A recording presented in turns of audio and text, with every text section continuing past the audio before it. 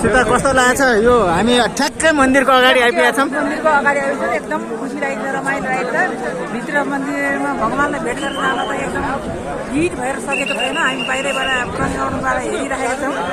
यति नै हो। त्यति हो, खुसी लागेछ नि? खुसी लागेको छ। ल यसरी यहाँ हेर त, यसरी यता हेर त, मलाई हेर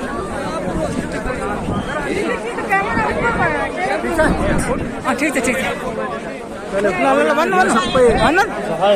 आज हामी काठमाडौँदेखि 20 जनाको टोली यहाँ आइपुगेका छौँ। आज 10औं दिन बद्रीनाथ धाममा।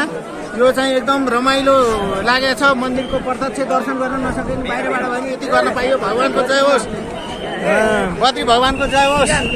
सीतालाई धेरै धेरै धन्यवाद। मैले यति बेला आमा बुवा दाइ भाउजू आफ्ना इष्टमित्र इष्ट कुल देवता सबैलाई सम्झिरहेको छु।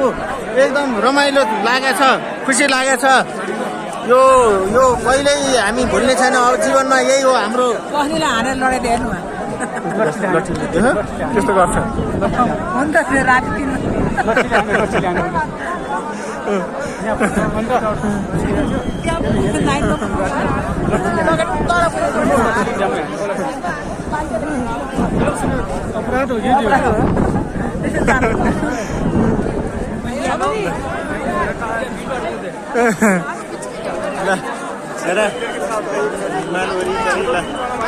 रमाइलो छ, रमाइलो।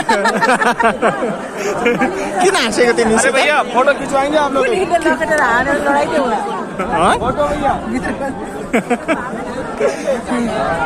महेन सर के छ भनाइ भन्नुहोस्। सब ठिक छ। आज बद्रीनाथमा आइयो, भिड असाध्यै ठुलो रहेछ।